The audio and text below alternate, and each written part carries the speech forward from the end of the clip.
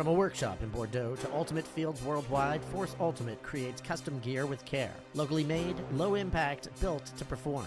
No outsourcing, no shortcuts, every piece crafted in-house by skilled artisans. Built to withstand every dive and sprint, this gear is as tough as your game. Your sport, your team, your Force. Why choose Force? Exceptional quality, eco-friendly production, and every kit is designed with your team's identity in mind.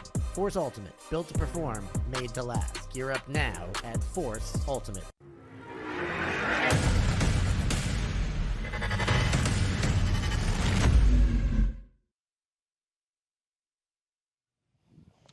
Good morning, everybody. Welcome back to EYUC, the European Youth Ultimate Championships 2025, live from beautiful, sun-bathed Trnava, Slovakia. Semi-finals day continues. We're moving into the mixed division. France in the semi-finals in all three divisions are back, as are the Italians, another side who are representing in every division deep into the tournament this week. These teams have already matched before, but it does feel like it's one of those coin toss matches that could go either way. Benjamin Rees here with you for the first time on a wonderful sunny morning, joined by Hannah Pendlebury. And Hannah, I mean, you could not ask for better conditions for what is sure to be an absolute spectacle. Really, you cannot, Benji. I mean, in terms of the breeze, it's just a gentle thrower's wind. We've had a couple of matches here in Trnava that have been impacted by the wind. I think in terms of the play styles, maybe that favours the Italians, who pretty much have the sharpest disc skills we've seen in the mixed division, if save for the Hungarians, who will be facing off against Poland on the other side of the bracket on the VEO stream. So if you want to get back-to-back mixed semi-finals action, you can do so, as well as all the other fields here at this wonderful sporting complex. Yeah, you see the bracket there that when these two sides matched yesterday, France came out on top. That gave them a bye through to the semi-finals. Italy had to play that quarter-final, but they were comfortable winners over the Belgians. A 6-2 record for the Italians. Clean sweep of the initial pool, but losses on Universe Point to Hungary in the power pool, and France dropped them into that quarter-final match where they polished off the Belgians. Although quite a low spirit score there at the moment, currently an average of 8.5 per game for the Italian mixed side. So hopefully we won't get too many stoppages and things in this game, Benji. Yeah, something certainly for the Italians, I think, to work on, and of course they've got to get over the mental hump of beating a team that they have already lost to. It was a clean sweep of the pool for France to top them a place in the power pool, where 2 wins, including the victory over the Italians. But Hungary avenged their initial pool loss, and the Hungarians thus took the top seed going into the bracket. But the French did at least earn themselves the bye into the semi-finals, a 6-1 record and a spirit of the game score of 9.43, so a little below the 10 average. Well, looking into the history book a little bit for the U20 division, of course, both of these teams were representing back in Birmingham at the world level last year. Both, of course, having different, well, it's the same fate in quarter-finals. It was Singapore that took France mixed out of it, and the USA that knocked out the Italians at that level. And then they did not meet each other in the 5-7.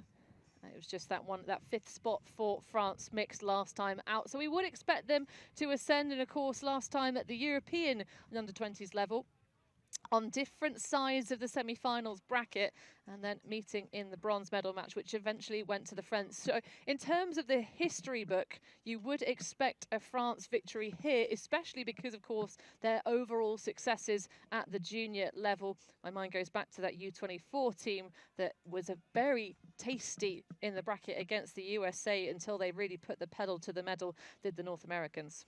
Yeah, I think there was a little bit of disappointment for fans and spectators in Logroño that France, I think somewhat understandably, did not allow their World Games players to play because they're trying to preserve them and keep them fresh for the World Games. The last thing you want is a player to suffer an injury in that tournament and then deprive them of the opportunity to play World Games. But also I think there was a little bit of surprise that they weren't entering teams into all 3 divisions, because it felt like, yes, you may prioritise mix, but the depth certainly is there to put in good performances in all 3 at a time. And of course, this match will determine as well well, amongst others, which nation has the opportunity for a clean sweep of the gold medals. Of course, plug your ears if you don't want spoilers for the women's division. France and Italy both into the final tomorrow morning for the women's gold. But of course, with the two sides matching here and matching again in the open semi-final, yeah, the chances of a clean sweep are tough, especially because the winner of this game is by no means guaranteed to win the final with Hungary or Poland, who are both a tough opponent on the other side. Indeed, of course, the Hungarians looking to do what they did at joint juniors. It was silver last time out at U20 European level, and of course that very controversial bronze medal game that they were not allowed to collect the medals for despite their 1-point victory. 3 hours of play and an 8-7 scoreline. A very strange affair, that one. Yeah, and in JJUC in 2022, Hungary won both the European U17 gold in the mixed division and the WJUC world gold in the U20s. Got France in the white and the Italians in the azure blue, as you would expect. I love the Italian jerseys. Nice big numbers, nice big names, really clear font. But also, it's kind of just a classic look. They haven't really done too much change to it. There's been a little bit of sublimation. You can see just the delicate patterns on the jerseys, whereas maybe a little bit smaller, secretive are the French with that italic text. But there's still nice clear numbers, so I'm happy. It's the main thing. That's the main thing we ask for as commentators. Are the numbers clear and legible? If yes, we can kind of forego the aesthetics slightly. But both relatively clean, classic looks for these sides out here on a beautiful Slovakian morning. There is a breeze, not a stiff breeze, but just a breath of wind coming across the complex.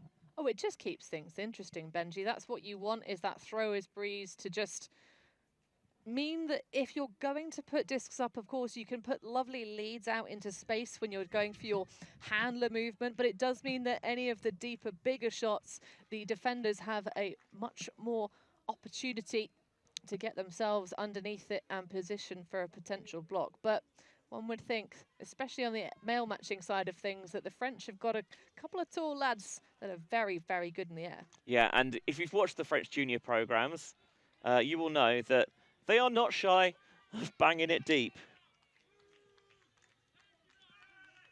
Neither of these sides are, in fact. And I think that sets us up for a thoroughly thrilling matchup. The Italians then starting on defense, Davali to Paul, so 4 male matching players on this point. Stops the roll and it bounces into the hands of Plesser. Italians, as we thought they might, starting with a zone defense. Trying to crowd the thrower there. French looking to swing it around. And bouncing it back inside. Touzé. Collects the feed from Payet. Taking the blade all the way around. Sold a little short, but well collected. Well, considering the low wind conditions, the French playing right into the palms of the Italians. They're so compressed, Benji. And now they've got space behind that front line. They can run the gauntlet in towards the red zone. Have to apply the brakes, though, not getting ahead of themselves.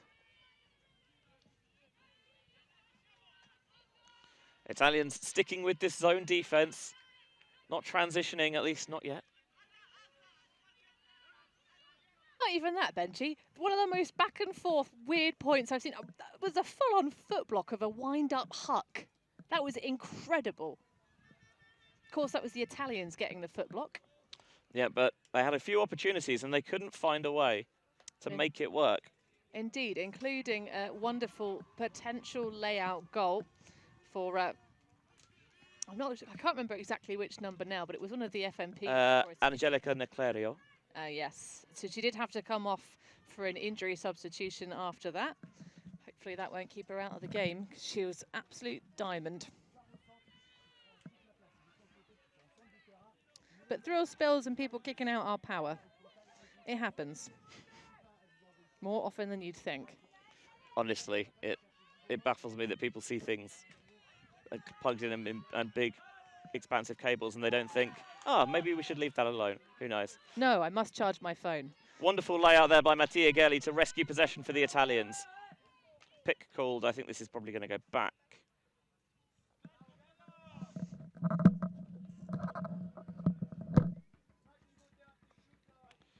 Pigeon just enjoying the action on the sidelines.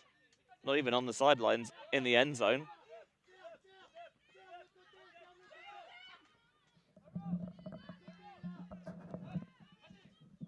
Fabrini reaches with the right hand and now tries to lay on the upline pass, which he finds Villa.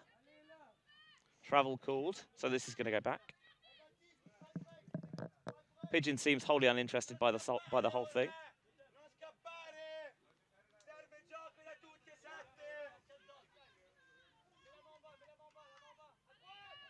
High release, looking to get it off the line. Leads Villa into space, who now goes back to Fabrini. Underneath is Rovasio. Finds the inside seam, Cironi. Now Fabrini to the end zone for the score, and the Italians are on the board. That was a much better possession. It seems to be a lot more clarity about what they were doing. Well, that will be nice to just steady the nerves down as we reconfigure all the switches here. It's nice to see just the battle between these two teams. Of course, so we already mentioned the record coming in. But as you say, it just seemed like that one was more plan A rather than the harem scarum point that we didn't quite get to. Although we did get the goal scorer. So the French sitting pretty, one break so far. In the other semi-final, Hungary against Poland. The Hungarians currently sitting pretty with a 3-0 advantage. Well, that doesn't entirely surprise me. I know some of the Polish fans are saying they thought of any team at the tournament, Poland had an advantage in terms of play style over the Hungarians, but it really is a full team effort. The female matching athletes for Hungary, absolutely fantastic throws, and the last assist for Alexandra Szilagi, unsurprising to see her ratcheting up the stats board. So the Italians on the board now looking to see if they can earn that break back. When these two sides met in the power pool stage, France made sure that the Italians never led at any point in the game. Polisser has the free reset and takes it. Now pressure on the back, but the catch cleanly made by Caillot. Thought Maton might pull the trigger, but decides not to. Trying to get around the mark of Cironi. Takes the underneath option instead. Polisser, I think a little bit frustrated with the setup downfield. Not as structured as he would have liked. Caillot now, or Maton, excuse me. Going wide towards the far sideline, where he finds Fayot, and Fulor is able to find the target in the end zone for the French score. Another clean hold. Yeah, a lot of good experience. A real mixed up affair in terms of the origin stories of these players. Of course, most of them are still in their studies at various ages. A pretty young French mixed team this year. They've not got a single, actually, no, they're one single 19-year-old who will age out for the next world cycle, and that's Pauline Dumas. Of course, that's one of the wonderful things about bringing a young youth cycle team. It builds up nice programs. Of course, the French Federation most famed for that women's division victory in Birmingham last year, but it was pretty solid appearances across the board. I mean, they've been a top contender at U17 and U20 level for many cycles now. But a 5th spot in the world in Birmingham, and in Padova doing pretty good bits as well. Of course, though, the Hungarians on the other side of things, a big scary opponent. I think the Italians will fare a little bit better against them, but we'll see what will turn out for this game. Lovely leading pass through Sevilla. Already they're beyond the attacking brick mark, trying to put a bit of air underneath it. The rising take is absolutely superb from Mattia Gelli. The shock blonde hair of Netel Rouet was on the mark and trying to match up against him. I think caught him a little bit in trying to get the block, but hopefully Gelli is okay because he's a big part of what they can do, and he showcased why there. Yeah, a really solid battle between the two, just the chat after it. And both of them the same age, 17 years of age. Of course, Gelli learning his craft over in Bologna.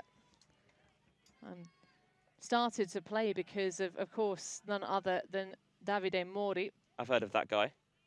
Honestly, Benji, I had a little moment yesterday where I was like, it's weird not to see Davide at a youth championship. He was out at the US Open with Lafota and with Shout, and actually he was doing a little bit of coaching with Fury as well, which I must admit I did not have on my bingo card. A dominant run for Fury at that tournament. Yes, indeed, and of course Irene Scazzieri, one of the two Scazzieri sisters, playing for Fury for a number of seasons now. It's nice to see some European imports making their way to North America and causing some differences. A lot of the East Coast teams tend to pick those up, but it's a bit more of a stretch to hit the West Coast, but I'm sure that is the shape of things to come. Of course, we've also seen many of the athletes in the UFA now coming out of the European scene. Yeah, more and more we're seeing at the youth levels, you know, players, they see that it's possible to make the jump across the pond, and it gives them something to aim at. France were maybe one of the first countries to have that crossover.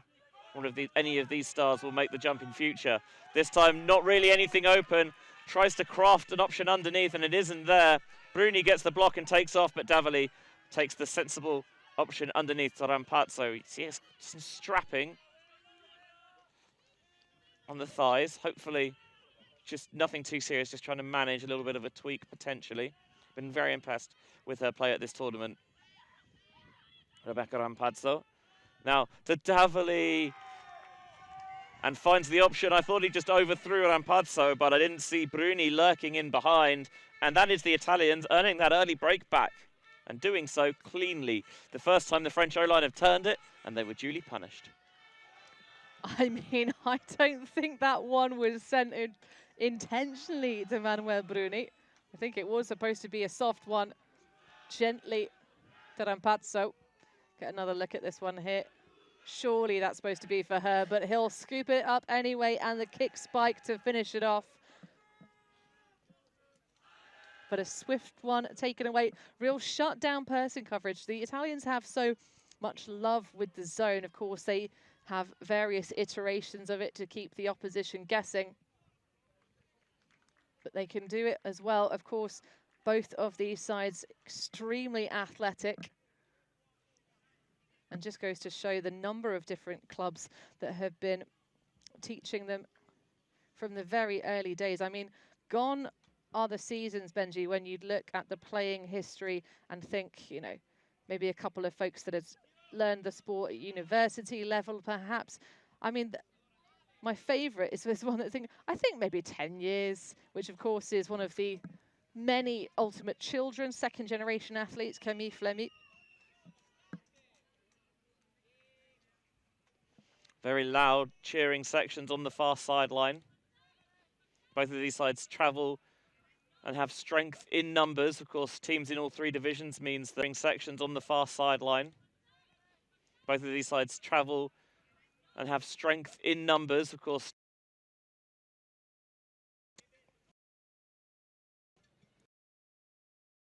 other contingents being able to cheer you on. There's a huge parental support on the sidelines as well.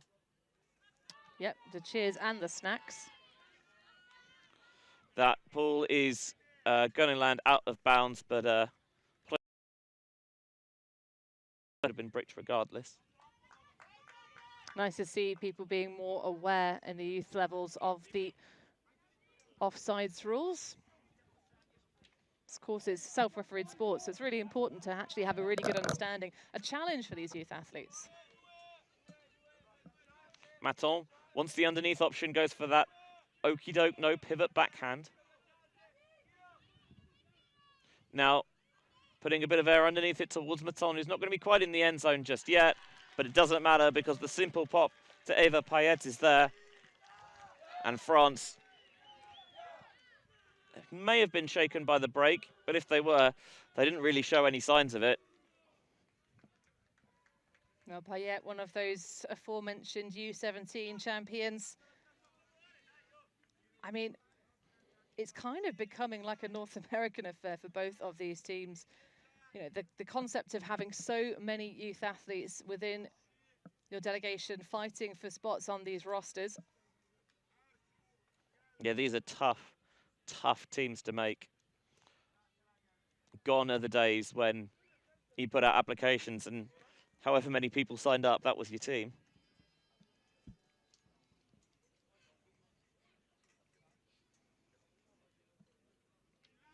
But all still very much within contention, just that one break apiece. So if this one trades out, it will indeed go to the French mixed side. Having the advantage of beginning on offense. But at the moment, it just seems like these two teams are feeling each other out, Benji. Yep, very much finely balanced at the moment. And of course, in the pool play stages, you do tend to get the coaches that have the more fully flushed teams, just keeping things in the pocket strategically. Yeah, and we know both sides want to do that when they feel it behooves them.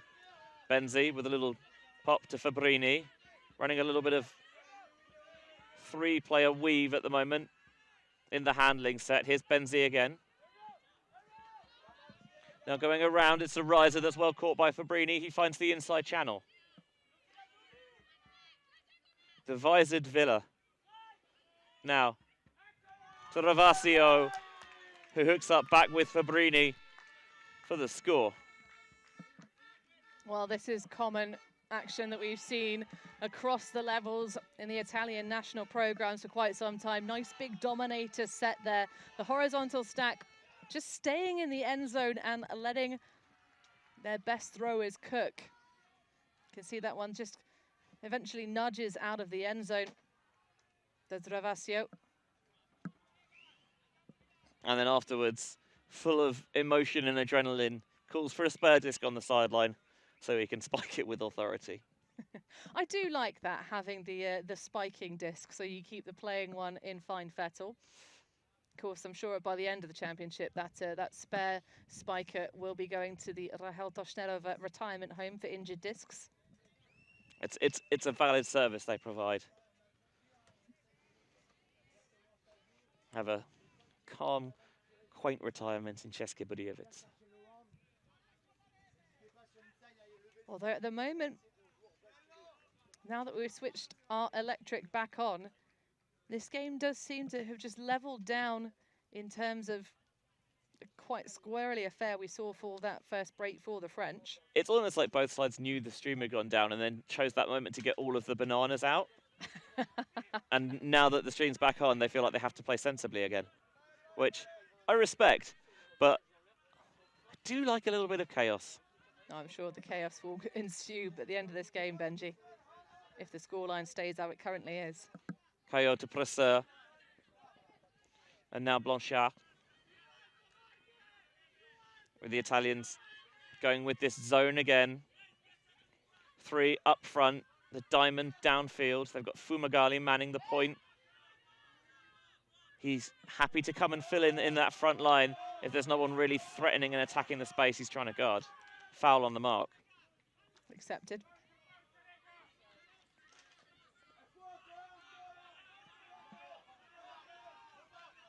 So far, this Italian zone doing a wonderful job of just forcing the French back. They're taking those resets, but they're never getting any real motion or fluidity from it.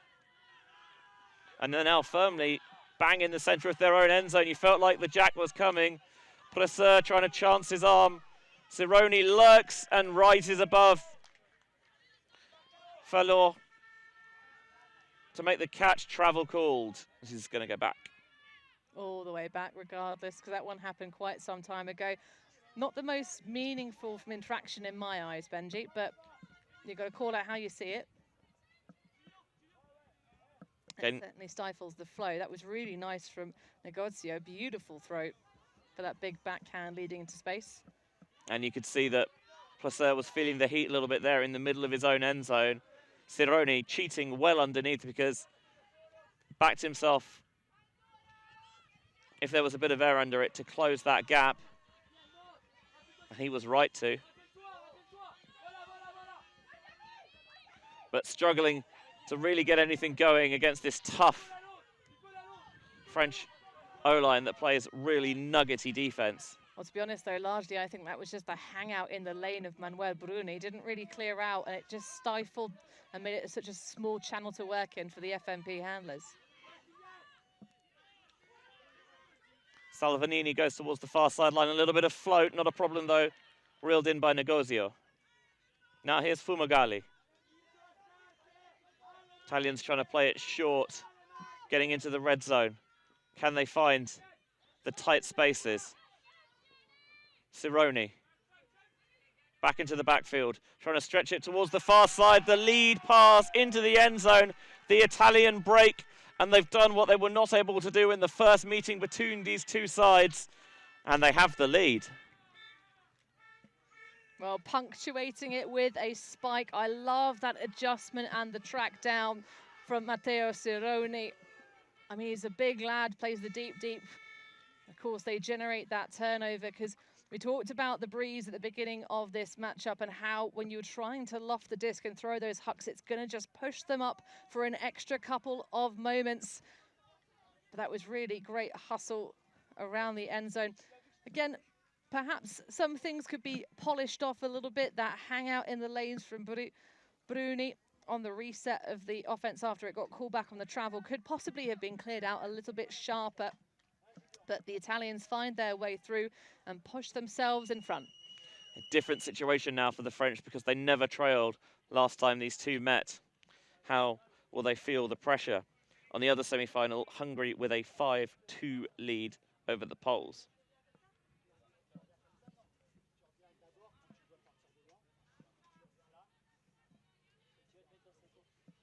Well, I'm liking the change of rhythm for the Italian D-line. Playing some match points, playing some zone, keeping their opponents guessing, because you never want to let the French settle into the rhythm.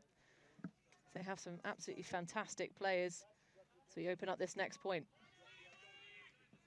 And that's a brilliant pull. Fielded just shy of the end zone by the French.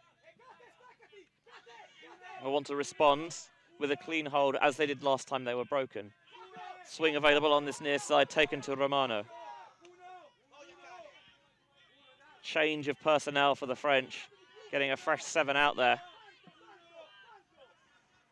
Through the inside, the window was there, but too much race on it, the slight outside-in edge, that dangerous Oyo shape. And Davoli grips and rips. He's looking for Bruni towards the back of the end zone, and Bruni rises for the Italian break. Now 3 on the spin for the Italians, and the French look a little bit discombobulated, Hannah. Well, absolutely. None more so than Timothée Ameux, one of the captains, 18 years old. And he is a big lad, 180 centimeters tall, to be towering a little over Bruni. But what an absolutely phenomenal read and box out underneath that one. A proper truss ball after the window glass was broken by the throw with too much zip. But just, I mean, the Italians love a quick counter-attack, Benji, but nothing more than that. Davoli with the truss throw. And I mean, that is classic D-line offense there. Shooter's gonna shoot. Davoli is a sharp shooter supreme. Well, and also that's a really difficult one to defend. The way it curves across the back of the end zone line and then just sits on the break side. So there's clearly some signaling about the offsides, chatting with the coaches on the Italian side. But of course, there's so much time left still in this game, Benji, for the French. to storm their own comeback. Yes, by no means is this game over. Just about an hour, so 1/3 of the regulation time expiring. And of course, just a little reminder for you, maximum points, soft cap of 15. Yes. Otherwise 90-minute time cap. If you haven't reached 15 by then, you finish the point, add one to the highest score. That's the new finish. But relatively low scoring so far, Benji, and we might get a timed half. So if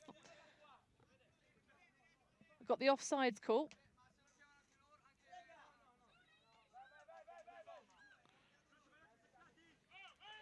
And then trying to steal a march to the brick mark and get the disc moving, maybe while the Italians are still adjusting. Niclerio trying to gum things at the front, but so far the French swinging around. Presseur. Looks like the normal O-line back out there for the French. Caillot. And there's certainly, you can see that they're getting more movement downfield. It's not just handler driven and going backwards and backwards and backwards. Blanchard. Now Presseur has the deep option, burrowing underneath that last back defender. Blanchard, now they continue working towards the far sideline. A simple toss into the end zone for Eva Payet. Gets France back on the board. A little bit less volume there, and I think a slightly softened up sideline on the far side. Not much communication, but a great space found by Eva Payet. You can see again, this is nice spacing laterally as they charge through. At times, the French O-line have looked a little bit compressed in terms of lateral space, but of course, it means they can just keep the same structure all the way down the pitch. Although, I'm surprised, Benji, to have seen that different iteration of the O-line out in the previous point for France where they got broken, because they haven't taken a timeout yet. They've got 2 to use per game. So we look at the overall scoreboard stats. A bit of a male matching driven division here this year. Yeah, I think you see there that Mattia Gelli is the only player in the top 10 who's out on the pitch for these two sides. And I think that maybe speaks to the fact that they're, you know, perhaps deeper teams than some of the teams you see towards the top of the list there. And they're really kind of spreading the love throughout the roster. That's a good time, actually, to bring up the fact that all of the games are being live scored on the tournament website. They're all live updated. You can have a look at the shape of the game, you know, when the breaks come, timings, in-depth stats. They even track the number of Callahans each player has as well. And the spirit scores are up there as well, so get yourself to the live website. And also from there, they have links to watch every game, because every game from this tournament is being streamed. Indeed. Well, you saw there at the bottom, as we get back into live play, it is the Italians at the bottom of the board. And Hungary, who were top spot earlier on in the tournament, have slipped indeed. Enough pressure there from Rouet to get the block, but France can't do anything with it.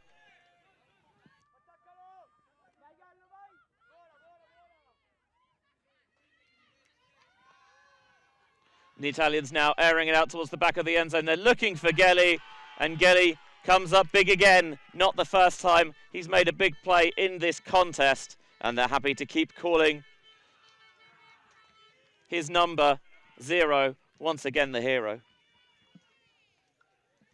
Well, there's not a disc that the Italians can't catch in the air. I would have expected, Benji, with some of the heights on this French roster, for them to be winning those softer throws, but the Italians' shape on the disc is just really putting it into pockets that the defenders can't challenge.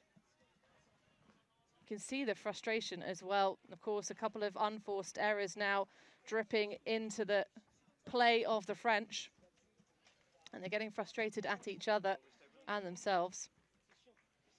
Yeah, you need to just, I think especially at juniors level, this is probably more prone to those emotional highs and lows, and you need to, you know, be on the level, treat them and take them in your stride, except that you will have strong moments and you will have weaker moments, but that's normal, that's fine. You've got to have that emotional maturity, and a lot of that, I think, has to come from the coaches and from your captains as well, you know, selected not just for your on-field qualities, but for what you can bring off the field as well. Seeing our first time out of this first half here, Hannah. Indeed, being taken by the Italians rather than the French. I think we're getting some tactical insight from their coaching set. Of course, the clipboard game of the Italian coaches is really next level. They keep stats that you've never even thought about as an aspect of games. I don't know, I thought a lot about stats. Oh yeah, you're maybe different, but then again, you are kind of the statistician of Ultimate Supreme. Almost like the Andy Zaltzman of Ultimate. I've never been so flattered. Thank you.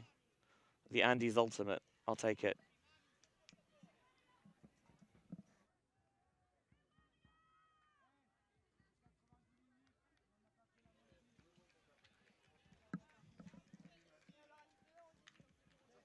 So France, you feel like if the Italians can get the break here, they'll be receiving coming out of the half as well.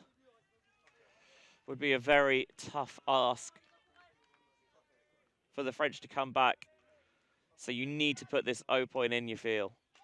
Paul just about lands out of bounds, and they're going to sacrifice a little bit of vertical field position to be able to get the disc in the center, which I agree with.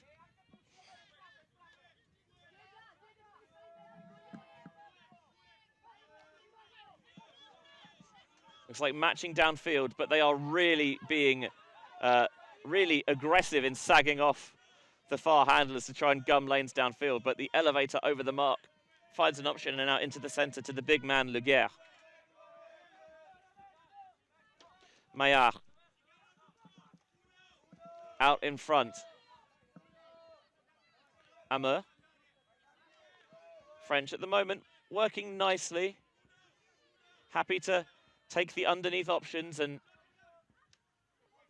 have the steady advancement of the disc.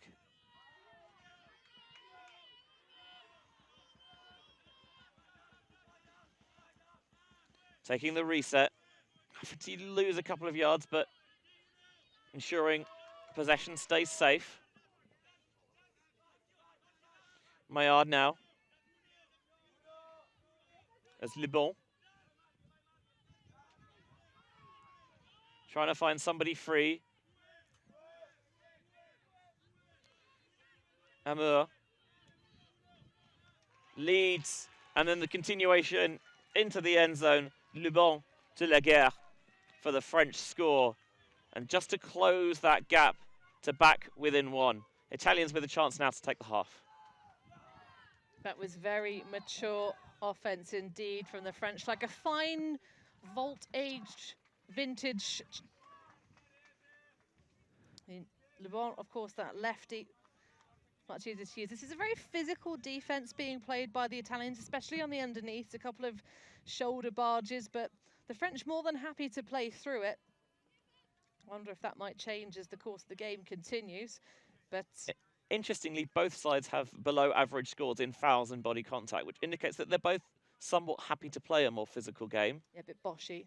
But I mean, as long as the players agree, and of course, as long as everything is staying safe, they are within the bounds of the rules. Of course, though, Ultimate is a non-contact sport, so we just shouldn't be seeing too much, you know, momentum changing, pushing, but clearly just happy to play on the shoulder. I mean, this is the thing, that as a non-contact sport, you know, the level of physicality is always set by the team that wants it least, because in the rules, there's kind of no scope for physicality at all. But generally, players, they don't mind it. They see some of them quite enjoy it. Sometimes they see it as actually advantageous to them.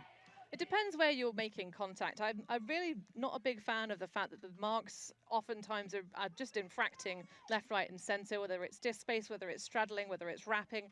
And it's actually one of the things that if you look at the top echelons of elite seniors play, some of the teams that really find themselves with easily at the top of them just stay far away. So France are going with a zone here, just to try and get this Italian offense off platform. Weed out any scripted plays they might have. Scuba to Benzi. Villa again will be the fulcrum of that backfield. Trying to squirrel into the cup and finds it. And the Italians, I have to say, are really dicing their way through this zone, looking entirely unflustered and unflummoxed. Well, we talked about the fact that the Italians really love to play a zone, so they get lots of practice playing against them, Benji, and it's showing here. The hammer over the top was absolute money to Matarota in the back of the end zone, continuing her fine week. And that will be an 8-6 half-time lead for Italy. Yeah, great exploitation. You could see that Charlotte Fallot had completely face-marked, turned the back to the thrower. And so it just makes it a really easy shot. Doesn't even have to be perfect. You can see that little, there's the turn, just off that corner of the screen, and nothing she could do. Again, probably both sidelines could do a little bit of a better job of just communicating to their zone. You're not hearing as much volume as we did at the beginning of the game, Benji. No, it's, yeah, quietened a little bit. And, you know, I think as a defense, you want that noise, A, because communication is key. It lets you know exactly where everyone is, how you should be adjusting, and B, as well, as an offense, generally you want that calm and that serenity that, yeah, a loud sideline often throws into chaos. Half-time then here. Mixed semi-final action at EYUC, and it's France 6, Italy 8. See you on the other side.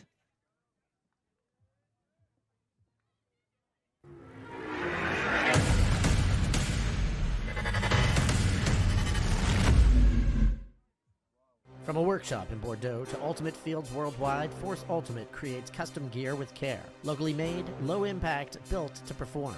No outsourcing, no shortcuts, every piece crafted in-house by skilled artisans. Built to withstand every dive and sprint, this gear is as tough as your game. Your sport, your team, your Force. Why choose Force? Exceptional quality, eco-friendly production, and every kit is designed with your team's identity in mind. Force Ultimate, built to perform, made to last. Gear up now at forceultimate.com.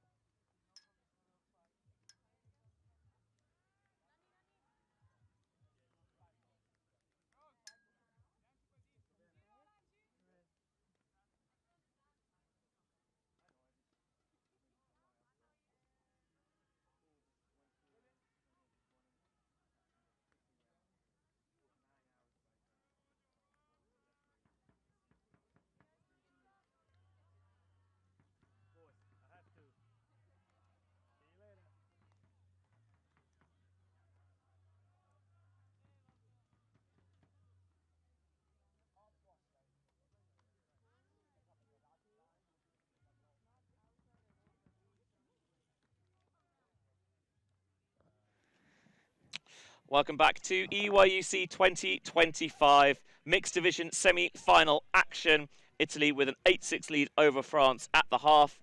On the pitch just beyond this one, in the other semi-final, Hungary raced out to a 3-0 lead, but the sides, since then the gap has closed. Poland bringing it back to 6-4, but the Hungarians still in the driver's seat in that one. Have a look at the bracket for you there. The Italians with the 15-7 victory over Belgium in their quarter-final. Poles knocked off Switzerland 15-5 in a rematch of a pool play contest. France and Hungary, by virtue of being the top two in the power pools, got the bye to the semi-finals. Benjamin Rees alongside Hannah Pendlebury here in glorious Trnava, Slovakia. Hannah, what's the story of that first half for you? I think it's just the rise after all of our electrics went crazy, and so did the play on the field. We had, you know, full wind-up huck foot blocks, so the two teams just figuring each other out. But I think the biggest thing about the Italians is they have been throwing absolute dimes, especially to their male matching players who've got fantastic reading skills, both Mattia Gelli and Manuel Bruni doing absolute bits. But a couple of moments where maybe the focus hasn't been correct for the French, a couple of unforced errors towards the end of the first half.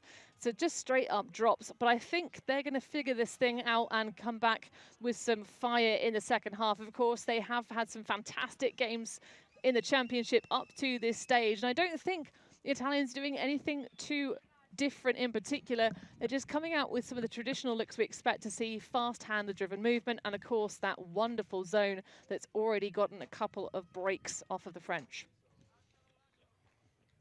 Yeah, the Italian coach is just filling up the misters on the sideline, trying to keep cool. It's not quite as hot as it has been at points in this tournament, but yes, I think very important to kind of regulate the body temperatures, get that homeostasis working. Indeed, and of course the ice towels on the back of the neck to try and get the nervous system done. But in terms of the physicality in this game, it has been apparent. And of course these two teams a little bit low down the Spirit standings, as you can see here. Italians right at the bottom, and it is a little bit of rules, knowledge and use, but mostly the fouls and body contact that are bringing these folks down. Yeah, it's the attitude as well. Slightly concerning to be that low from the Italians. For the French, it's the fouls and a little bit of the rules knowledge and use as well.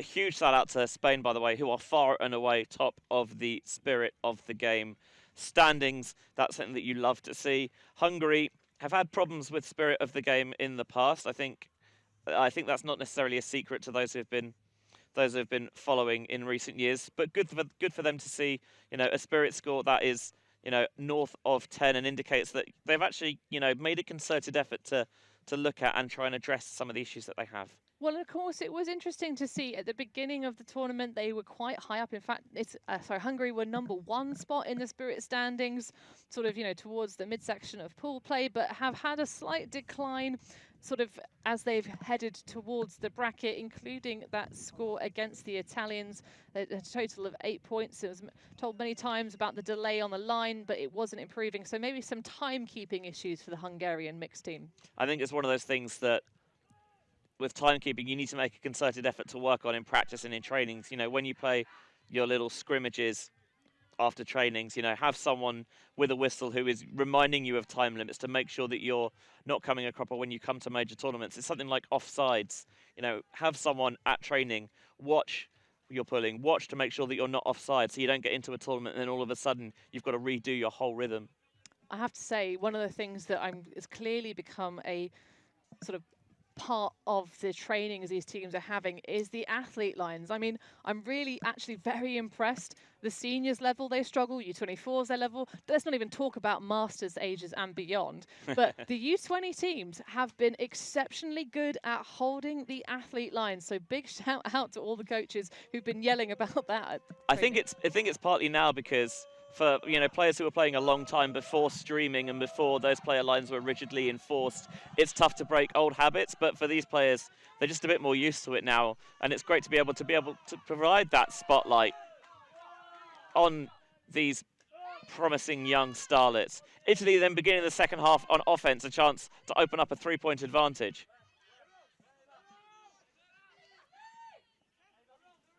Fabrini. Villa chisels her way forward. Really gets the mark, biting. Gelly slipped. There was a layout block, a foul called, but the block was tipped right into the hands of Marta Rota. I imagine the foul will be retracted in the end, just because the Italians retained possession. Yep. That's a little bit of the weirdness we wanted. Well, that's the wind, again, helping the disc sit up. Rota now going short to Gelly. Fakes the force in. And now points towards the far side, trying to curl it back in, but a little bit too flat, maybe not quite the edge. Fabrini has the hand up. The French get the turn. If anything, Benji, I think maybe Villa shouldn't have ducked and just should have caught the disc. That's a really quick takeoff towards the deep space. Like that aggressive early movement. The French getting it off the sideline early. Into the underneath space, very congested, but the catch well stuck by Essig. Maton not shy of the deep shot, but this time he goes central to Rouet. Dumas. This is a really promising possession for the French, but Rouet with way too much mustard in the roux there.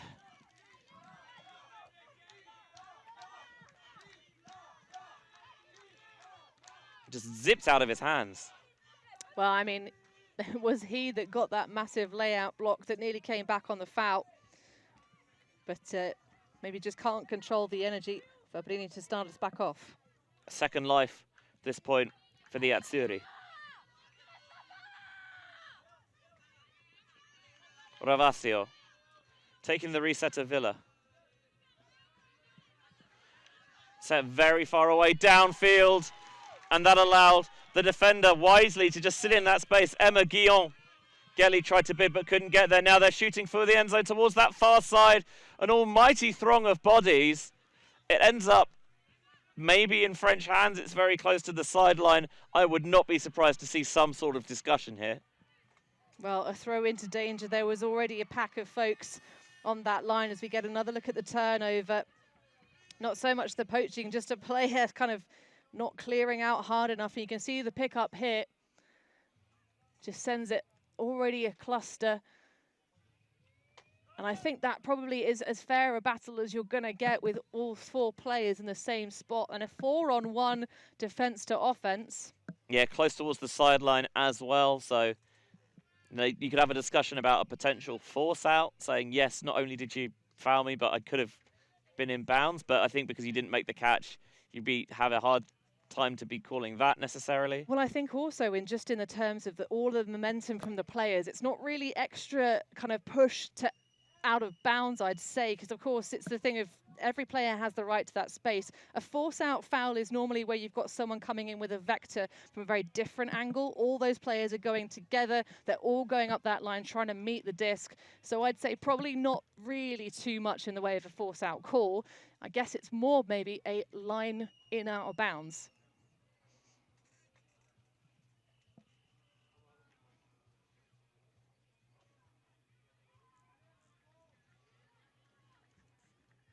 I mean, there's no doubt that there is contact in there. When you've got four players going up into a similar space, there's almost inevitably going to be contact. I'll slow it right down. So there's the catch, but I think maybe the back feet are in the air and certainly a ground strip on the backside. Either way, really fantastic focus. Contested foul is the result the players have decided on the field. I believe that Gaillon will probably look to swing it instead this time. Yeah, I don't think we can get an action replay of exactly that one because it was a dicey shot at best.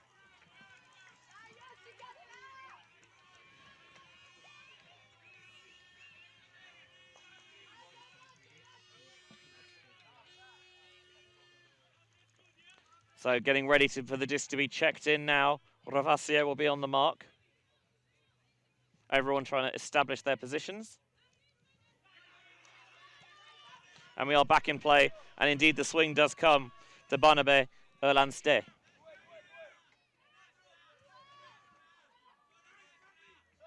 France looking for the break, throw, and the break score as well. Lisandro Maton finds space on the break side, and the French start the second half with a break, exactly what they needed to begin to force their way back into this contest. Well, a little bit late to the party was the force that just opened up that window of opportunity to go around. Just how you drew it up though, Benji, of course they start with the more mature, just swing to get play back underway. And you can see here, Fabrini a little bit flat, which would have been a brilliant idea further away from the end zone, but you have to shade a little bit more towards that shoulder in order to prevent those big backhand around breaks. But a great one notched on for the French and keeps this nicely competitive, but it's still the Italians one break to the better. The other semi-final has reached the half-time as well, and Hungary have an 8-5 lead. So, of course, for the winners of the two semi-finals, they will meet tomorrow at 10 to 11 local time, 10:50 Central European summertime. And for the losers, you have to pick yourself up and go again in the bronze medal match at 4:20 this afternoon. I mean, bronze medal matches at juniors are always so hype, Benji. Not just at juniors, at every level, but yes, especially at juniors. You work so hard and you never want to leave empty-handed. Fourth, in many ways, feels like the worst position to come.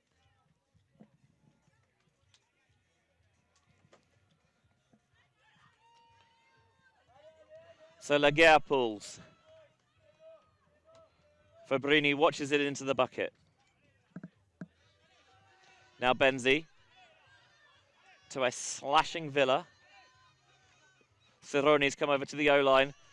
A big, expressive fake that I'm not sure he was ever fully committed to throwing. Maybe just trying to manipulate the mark. Rampazzo makes a catch under tight pressure from Doran. Ravasio. Looked for the reset into the backfield, but it didn't have enough muscle on it. Earl Anstey with a dismissive slap to the floor. France now with a chance to bring us level. Maybe that half-time just cooled the engines and they're struggling to sputter back into life here for Italy.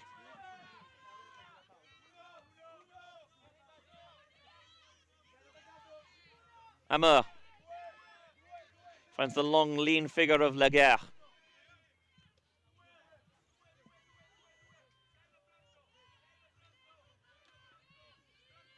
Anstey can't find the reset, but the elevator around the mark does find the target of Le Bon. Pick called.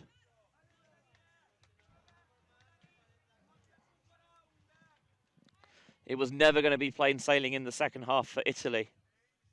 But the waters are almighty choppy at the moment, and France have fired a number of shots across the bow. Although a little bit slow to start when they got the turnover for this defensive possession. As things slowing right down, you can see still the marks quite flat, trying to prevent the insides. But of course, squeezed on that sideline, the round backhand is less lethal. Checked in and immediately going with the high release toss, saw the space and led perfectly into the end zone for the captain, Timothée Ameur. France with another break, 2 in a row to start the second half, and they've leveled it up at 8 apiece. They'll need one more if they are to emerge on top, but so far so good in the second half for the French. Well, in light wind conditions in a very small space, you've got a 4-centimetre height advantage for Timur.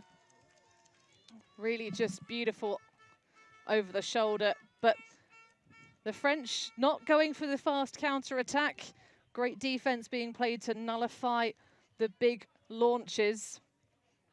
Although, to be honest, at points, I wonder if actually, with the love that the Italians have been having when they've been throwing it deep, maybe forcing the French to take some of those longer options, because a couple of them have come awry, might be a wise strategy. But timeout being taken to try and just steady the ship, because that is a big start to the second stanza for the French. I don't know if this is a timeout or they've just gone into a huddle to get back out there.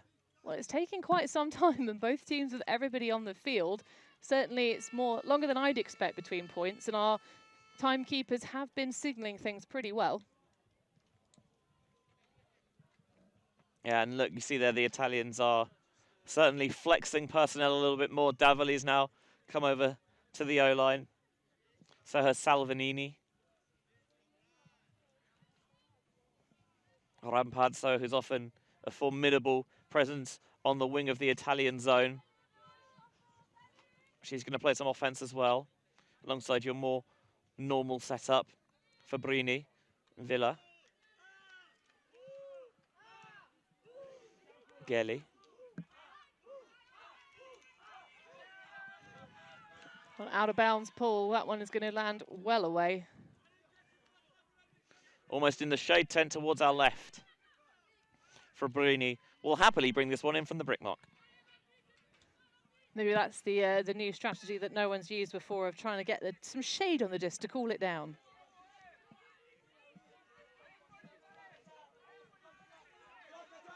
Fabrini Just wanted things moving a little bit earlier downfield, creating a huge underspace for Rampazzo to attack. Davoli gets his freedom as a reset. Now Salvanini looking for Cerrone. It's low, but he catches. Centers to Villa, who again just continues to anchor the offense. Cerrone faking all over the place, really trying to get Legea to commit. In the end, just resets. Italy maybe struggling slightly to get more downfield movement going. Rampazzo on the travel call goes to Villa, and it's out of her hands. It was there for her. A moment's hesitation, and Hessing just knocks it down. Earl Anste has this near side option, Emma Gaillon. Into the backfield and too far. Italy, maybe the opportunity for the quick pickup isn't quite there, but still they're not keen to hang about as Gelly picks up. And Gelly launches. This is going to be too far, surely. Indeed it is. I think there was the potential to find Davoli at the back of the end zone, but the throw raced away. Yeah, not the combination order that the Italians usually get going for those big, deep shots. Of course, it's normally Davoli the one to launch them. And it's a shame, Benji, because they did have resets available. I think the frustration starting to become a factor now for the Italians rather than the French, and unforced errors. As a timeout being called, well, now we really, truly will get one after that long stoppage between points. Yeah, 2 to use a half, and French opting to use the first of theirs at this moment. And it makes sense to me because even though I must say I'm not a fan normally of the in-play timeout, I think they understand the importance of the break here. Although I think while the Italians are frustrated, maybe I'd want to attack that a little bit more. Well, you've had your opportunities for both teams in this point, so I don't mind it. I think it gives your opponent a break as well, but that's the issue for me here for France, is that actually Italy might be grateful of the breather because it gives them a time to get that mental reset and clear the mind slightly, have that goldfish memory, just forget about the errors and start afresh. And of course, the Italians will get the opportunity to set a defense around this French offense.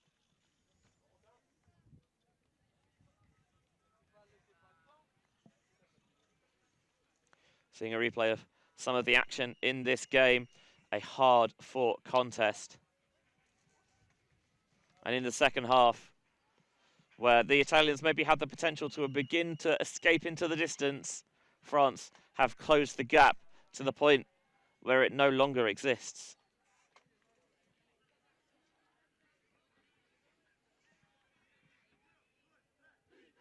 well, it has been the resurgence for the French once again. They took that early lead, but the Italians grinding their way back. So changing hands both ways this semi-final. Of course, it's so tough at the top of all of our divisions. And that's exactly what you expect to see on semi-final Friday. And on the other side of our bracket, of course, that one continues. Hungary still in the lead, 8-5. So an elongated point out of half time for sure.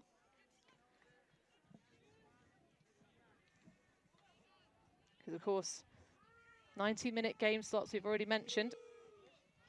And current on the clock, just 25 minutes and change remaining. Yeah, the game has really raced by.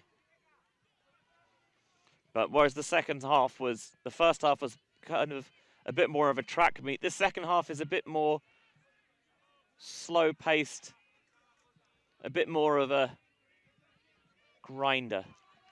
In play then off the timeout. France looking for the swing. Oh, that is bad. Yeah, both players head-to-head contact. Of course, medical staff from both teams immediately taking to the field just to make sure. Of course, I think not the heaviest amount, but when it's in that region, it does tend to hit quite a few nerves. The throw was slightly offline and it lured Rampazzo in, but have to, you know, have that mental calculation of, am I realistically going to get this? Even if the answer is yes, am I going to create a lot of contact? And she got there late, and an almighty collision with Pauline Dumas. That is one of the natures, though. Of course, both teams have been playing quite a physical game, so it's no surprise to see collisions. You hate to see it happen, and hopefully both athletes will be okay. They're both going to take injury substitutions, so they can be attended to by the team physios, both from France and from Italy, looking after their players. So they'll have some replacements in the shape of Neclerio for the Italians, and who for the French? Eva Payet, you can see with that left calf strapped up. So 2 17-year-olds coming on, going toe-to-toe instead. Yeah, no malice in it from Rampazzo, but a miscalculation certainly. Just something that you have to be aware of. Well, on the sidelines off our shot, you can see the two opponents just giving each other a little cuddle. Good to see that they're both okay in the main. Yeah, just taking a breather, I'm sure. Maton, as they swing around the back, Gaillon. Looking at a huge layout block from Jacopo Davoli. He picks up quickly as he often wants to, and Cironi lays out. And he couldn't make the catch stick. He had it and he lost it. I mean, that is still a big ask, a very difficult one to execute. So, I mean, hats off. After getting this big interruption, deflects it far, far away, and then a little bit scrambly for Davoli. We're back in action, of course, now for the French. And the Italians, they love the quick pickup, hit in transition, put the foot on the throat. But that time, Davoli might have been better placed. Just, even if he does pick it up, maybe holster that first one to Cironi and give himself an easier throw. Now the deep shot goes for France, and it goes way, way out of bounds. After a relatively clean first half, with the exception of that second point, this is... exactly what you'd expect from the second half of a semi-final, yes. You know what? Fair. Davoli has Gelli coming underneath. Going across to Cironi. Break is open to Salvanini if they want it, which they do. Fabrini trying to wriggle free of the clutches of Rouet. Nice grab there made by Villa. And now the layout block underneath, just shy. Davoli this time. Doesn't boost it the whole way, but measured throw to Fabrini. Rouet trying to get involved on the fourth. Fabrini on the high stall, rips it across the end zone, and he finds Mattia Gelli, and the hell point is at an end. And it's the pendulum swinging in the Italians' favour. Even in the booth, I had to give that throw a light golf clap. Absolute vision all the way across shore to Mattia Gelli. Really wonderful vision. I mean, commiserations to the French. They threw everything at that defense to try and prevent the Italians from getting the goal. And you can see the high stall situation, but that is just excellent coaching, wonderful execution of it as well. Steps out nice and big and low, and just the shapely forehand to notch that one and keep the Italians in front. But this French team are hungry. It's a battle by one. I was going to say, I think the Hungarians are hungry. I think this is France versus Italy. 8-6 is the score in the other semi-final, by the way. That blade reminds me a little bit of that Turbo de Crane, step-back blade that used to devastating effect against the Italians on that universe point victory in the semi-finals of U24s. So the Italians then able to cling on to their lead. But both sides are well aware that this is an absolute slobber knocker at this point. That sounds like a Jabberwock, my son.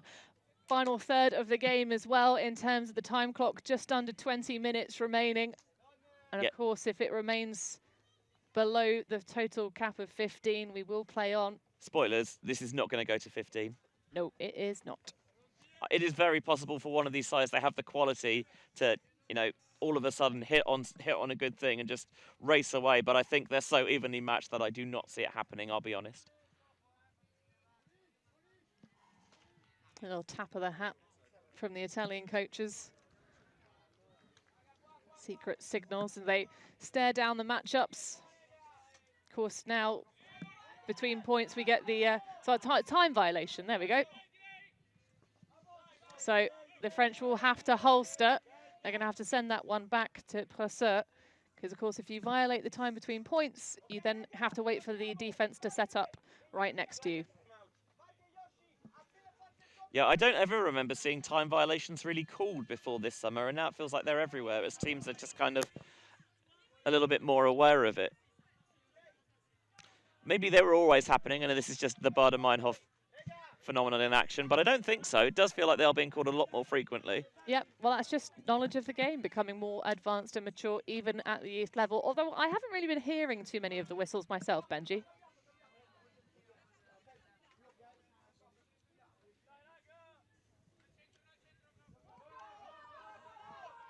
So the French offense then getting to work against this Italian zone that has caused so many teams problems. Floated towards the far side and too far. Well, the opportunity to set up the defense there meant that the zone was set. And the French definitely came a cropper of the time violation there. Cironi absolutely rips it, but it's too far. Got ahead of himself. So what you want about Cironi? It's always entertaining. Even if it doesn't always work. Well, we were discussing yesterday who the most entertaining player to watch at this U20 Championship was, and it might be Cironi. Cironi definitely got a nomination. We do like the athletes who are very expressive. Reminds me of your comment about a certain Italian as the Disney villain of Ultimate. I would never say such a thing. I think he took it as a compliment. And we would definitely never have a shot of that person doing full-on Italian hands in slow-mo.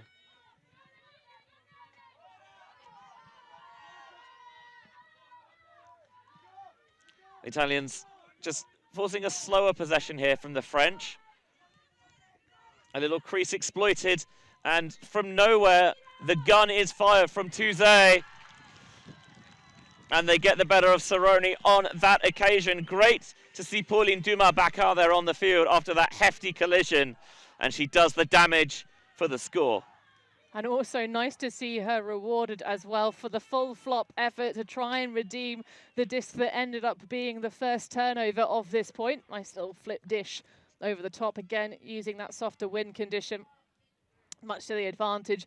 And this is a different matchup in the deeper space as well. And by throwing that kind of curving one that's going to meet the edge of the end zone, it just extends that space a little bit more. Cironi can't, box out. Has to take on an aggressive line whilst avoiding contact on Dumas, who owns that space in the end zone. I think it worked, A, because it wasn't such a huck from standstill with a high stall where Cironi's maybe expecting it as much.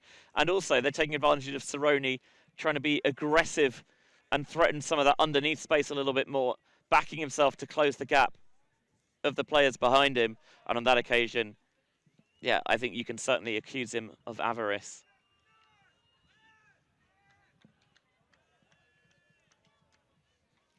Knotted at 9-9.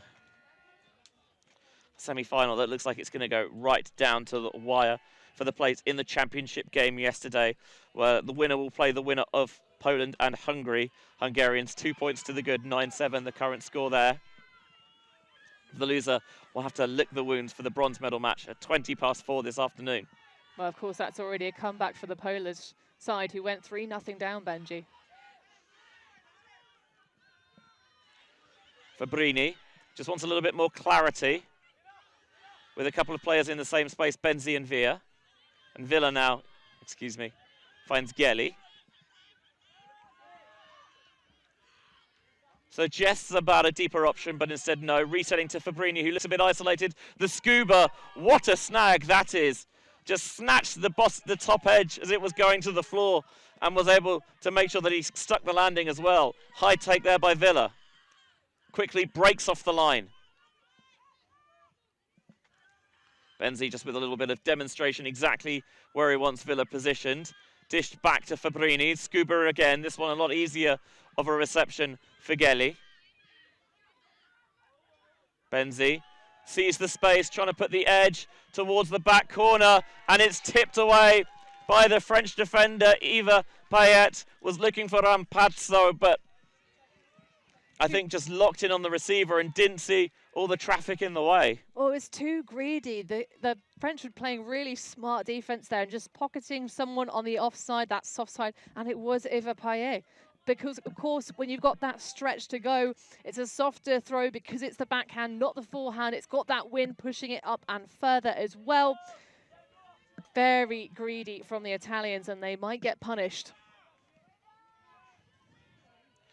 So Payet now, low throw, well snagged by Ella Maillard.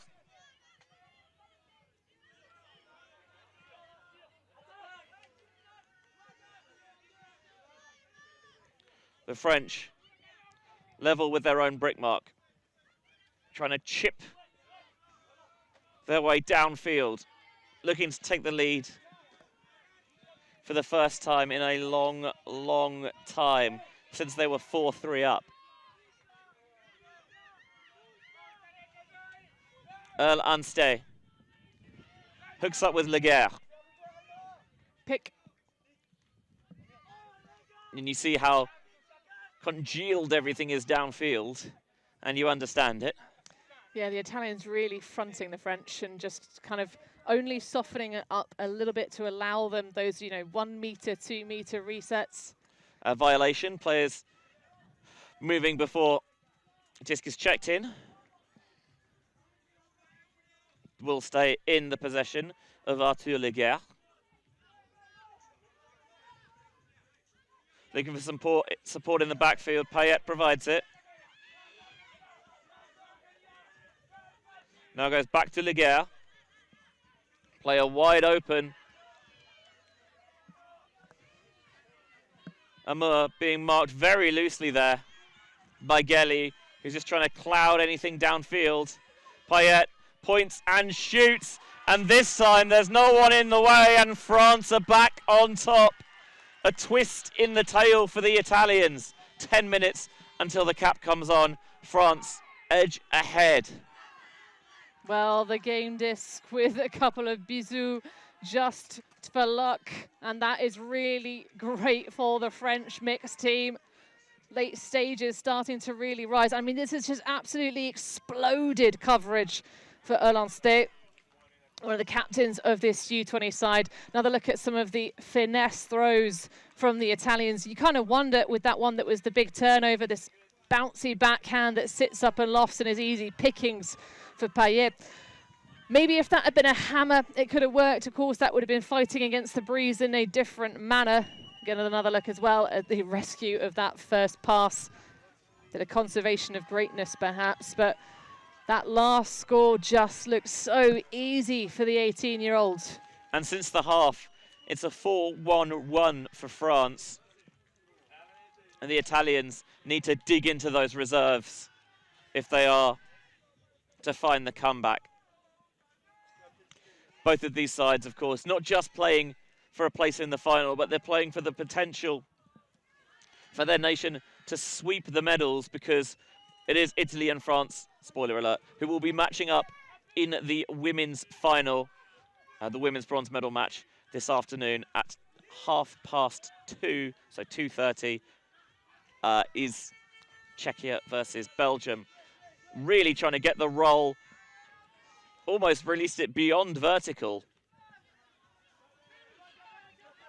Davoli, who again, they like to cross over to the O-line after the break.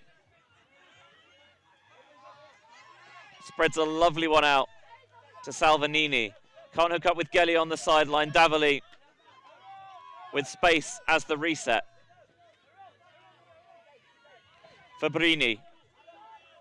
Gestures to Davili that cut needs to come a little bit earlier, but after the reset to Villa, finds Davili. Surely there's no space here in the end zone. Defenders converging from both sides. Must admit, it felt like a dicey decision at best. Yeah, you could see the poach off, actually. You got the true matchup, and then that's a really aggressive line. I don't hate it. I think that's probably a little bit of a just muscle in front and contact on the back end of it. Of course, you have to play to avoid any kind of contact, but races in front fairly clear. But you can understand why in this moment Manuel Bruni wants to have a chat about it irrespective. But smart defense being played by the French, really reading the play that the Italians won. And of course, I think maybe just some of these Italian throwers need to wind it in a little bit. Yeah, bring it down a couple notches. You know, they rode the highs very well in the beginning of the match, but at the moment, the serve's coming in spicy. Was there contact? I think there's definitely contact. Is it a foul? It's not necessarily the same question. He does come through the right shoulder a little bit, but did that affect Manuel Bruni's attempts to make the catch?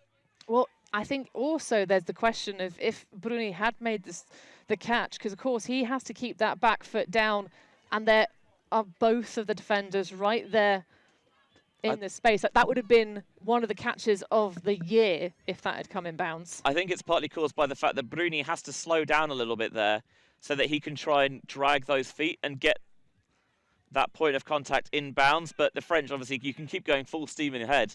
You don't care about whether you get the block in or out of the pitch. Well, the replay does not look massively favourable for an accepted foul call. I think this one just needs to come back, Benji. Yeah, we've talked about it for a fair old while. The volunteers, of course, are blowing whistles to remind the players of, you know, the time taken during discussions. I mean, I'd much rather teams have an honest conversation that takes a little bit longer rather than just instant contest, send it back and not ever have the discussion. Yeah, and you can go over the 45-second kind of, you know, time allotted for the calls if you are still having productive conversation, if there's still kind of, you know, good information and communication being added. I think for this one, though, Benji, it's going to be contested, and that is indeed the hand signals on the field. So a little bit of luck for the Italians. Hopefully they can take a leaf out of the French playbook when we saw that one on the opposite side of this end zone with the French on offense and throw something calm, cool and controlled to start us off. Yeah, regardless of whether it was or was not a foul, it was not a good decision.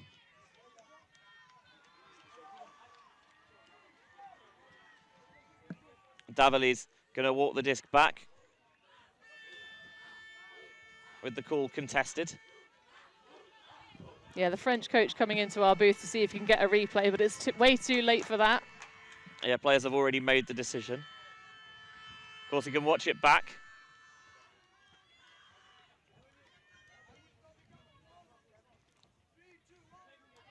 Checked in by Leguer in the battle of the 5 panel hats. Davili this time takes a much more studious option into the centre for Gelli, who's trying to get that around break but doesn't see it. Fabrini. Defender loses balance, has to regain position, and it allows the break into the centre.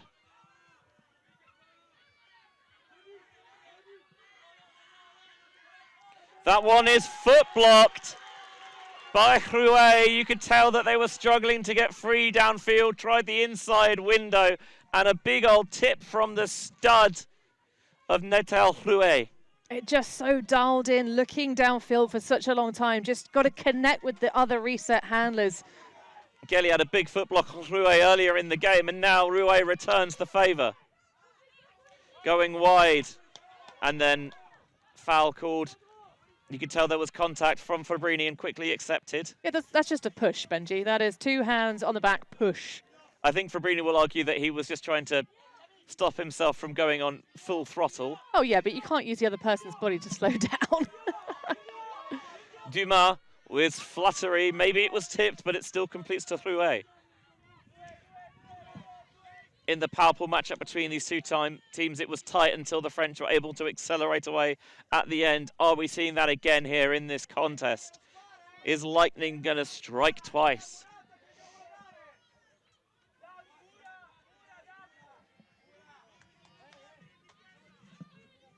Leguer. Of course, the Italians started the second half on offense with a 2-point advantage, so had multiple opportunities to take a 3-point lead. But now it might be the French going a break up, if they can hold. Dumas. A short toss underneath.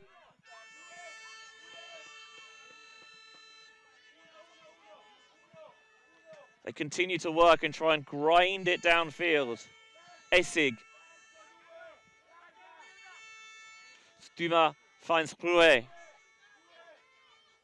You can feel that the tension is palpable both on the pitch and on the sidelines. Lovely hammer. They cleared the space well for Maton. Maton, oh, it's off the hands of Rouet. Opportunity lost, squandered even perhaps. Floated up, and Villa snags. Returns the favour to Fabrini and a timeout that I certainly understand. Yeah, just needing to try and bring the volume back under control. The ears must be ringing for all of the athletes on the field right now.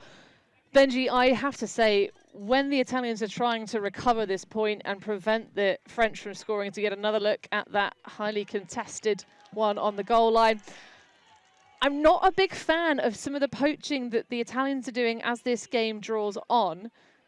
In the early stages, they had some really smart moments of like flashes in the lane, but at the moment, it's just they're giving the French a free reset repeatedly, and they're not really utilising that poach in the lane particularly well. It's not really being aggressive and shutting down the open side. It's just sort of faffing around. If they're going to poach off and try and be smart, try and gamble to get the disc back in their hands, because of course that was just an error from the French on that high lofty one that just couldn't quite meet the hands. I'd like to see them be a bit more intentional and aggressive with that, rather than just kind of looking tired and being like, well, I'm just going to trot back to my mark. And make sure you have the communication with your teammates so they can cover those spaces that you're leaving open. The other semi-final is 11-8. Hungary up on Poland after the Hungarians got those couple of breaks at the start of the game to take a 3-0 lead. The teams have just traded since that point. Well, not the first time we've seen a Polish youth team have a bit of a softer start in a meaningful game, of course. This time, I'm sure the Polish mixed U20s will have come in with everything they possibly can, but can they grind it back? Of course, they have the stats leader for the division coming into this round, Oskar Lutz, on the Polish side. I wonder what Chris in the truck knows what you're referring to. Cheekily raised eyebrows there from Hannah Pendlebury.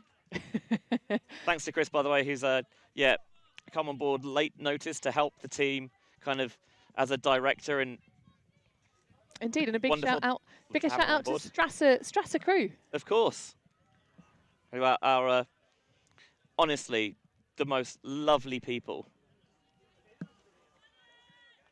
and it's been a pleasure to work with them this week here in Trnava. They've made the short hop over from Vienna. Indeed, you can always spot them because they're the best dressed people at the tournament. It's not even close. It is not even close. So a horizontal set downfield for the Italians. They've got plenty of underneath space to attack, should they want it. Fabrini, of course, having called the timeout, has to bring it back. With no force, French have the option to put who they want on, and sagging off Villa to try and prevent a deep option from going. Davali spreads for Gelly on the near side. Can they get it off this sideline? Villa wants and gets. Now Fabrini once more. Salvanini fills in the handler space. Dumas bid and doesn't get there, but picks herself up and dusts herself down. Fabrini, now to Bruni. On a rope for Rota. Trying to find an option to get it off the sideline. The missed execution goes back France's way again. I'm just going to say it. This Italian line look tired, Benji. Even after the timeout, they are being ground to dust in this point. French winning a little bit of a war of attrition. And Leguer, perhaps aptly, is leading the troops through the war. Cap has come on, so we will finish the point and add 1 to the highest score.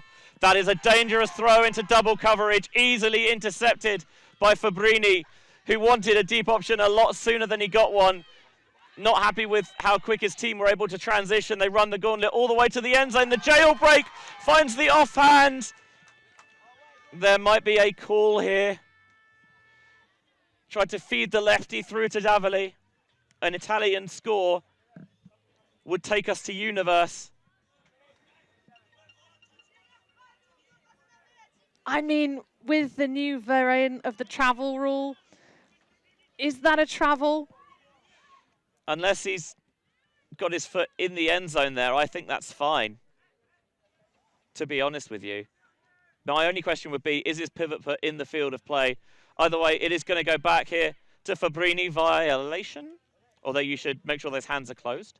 Also, that was one of the best throws I've seen. Just on the hip of the other mark. Incredible. With the offhand, how he found the window to squeeze it through to Davoli, I don't know. Madness. Absolute madness. The only thing that you need now is the JC to really finish things off. Can Fabrini find his way over the plane? They can. Tigeli. It's a goal for the Italians. It's tied at 10s, and it's Universe. Well, we still have the ongoing discussion about that travel call. Federico Fabrini way up on the Richter scale at the moment. Get that man a cold ice bath. Yeah, both sides do have a timeout available to use. The other semi-final, Hungarians have broke the first break since the opening salvo of the game. So now they're up 12-8 in the game to 13. So Poland staring down the bronze medal match. Hungary close to sealing their finals berth. Who they will face is down to this very last point. Universe, DGP, sudden death, next goal wins, whatever you want to call it. We have it here in this semi-final where these two European heavyweights have gone blow for blow throughout this contest. And the best part is that whoever wins, we've got the matchup again next in the open division as well. You lucky, lucky people. Indeed, Benji. I mean, this is absolute masterclass of how to play games and just keep things really, really intense. A lot to be proud of for both teams as they head away from this one, whether it be into a bronze medal or gold medal match. Of course, it was the last time out at the EYUC for the under-20s, the French who took the bronze when both of these sides were knocked out by the Swiss and the Hungarians respectively. Yeah, the French won the previous meeting this tournament in the power pool. You look at the recent history, it suggests potentially that France have that better record, but I mean, genuinely, I think if you tossed a coin, there's still a chance it would land on the edge.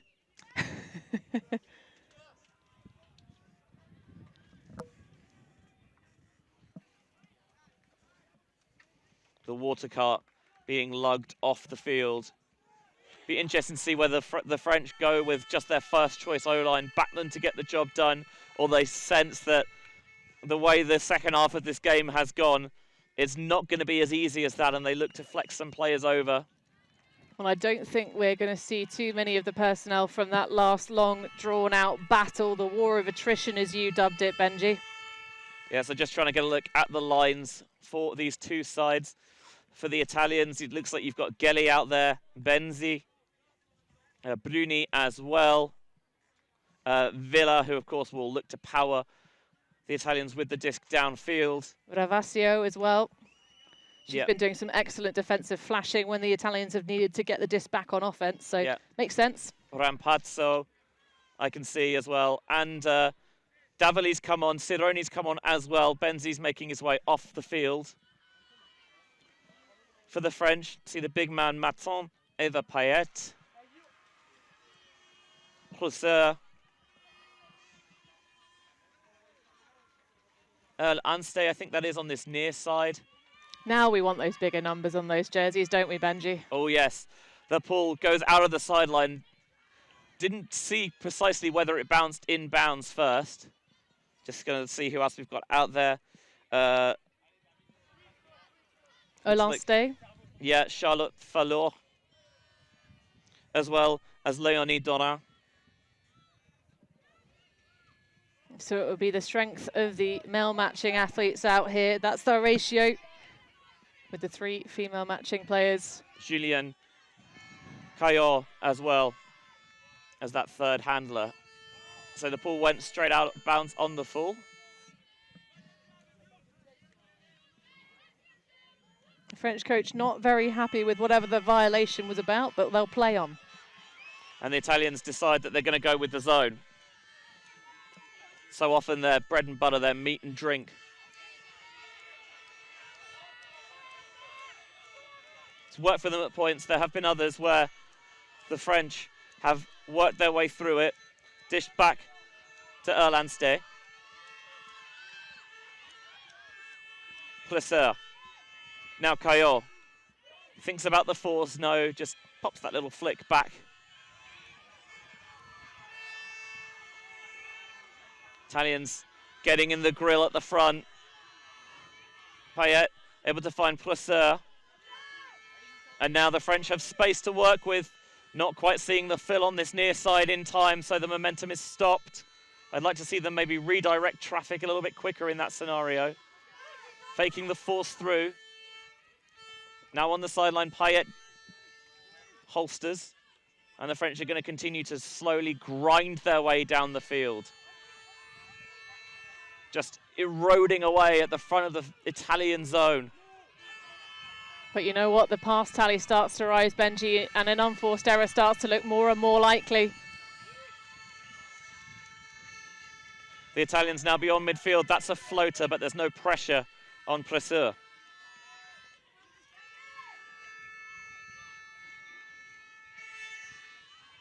Sidelines getting loud, cheering on their charges.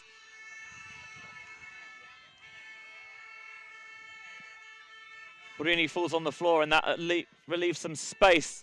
Thought Plesseur maybe could push that in there, but chooses not to. Erlandste running the 1-2, trying to lead Payet to space. Are they going to force it in?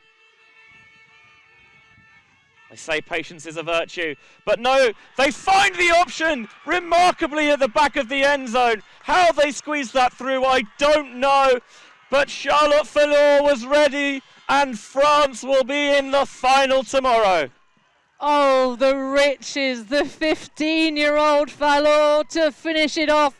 I mean, if there was ever a moment to try and make a play in that point for the Italians, it was when that sky ball, that lofty swing went up and no one tried to attack it. It's heartbreaking to see, but of course the French all take to the fields. It will not be an Italian clean sweep. We know that for sure on the gold medals, but I'm sure that match for third is going to be spicy as it gets. Yeah, the Italians taking on the Poles for the third time this week. How the Poles would love to flip the script from those previous 2 encounters, but for France, they'll have time to rest and recuperate before their final against the Hungarians, who beat Poland 13-8 on the other semi-final. That game is at 10:50 tomorrow morning. Bronze medal match this afternoon at 4:20, and I look forward to seeing you there. What a game we've had here. Do stay tuned because it's semi-final Friday. Our final round goes in the open division. We will have France versus Italy here on the showcase field, with Belgium versus Germany, the other semi-final, also available with VO camera coverage before we go into the bronze medal matches this afternoon. From all of us here in Trnava, Slovakia, thank you very much for watching. I've been Benji Rees alongside Hannah Pendlebury. The final score here is France 11, Italy 10, and it will be France versus Hungary in the mixed final tomorrow. See you on the other side for the open semi-final.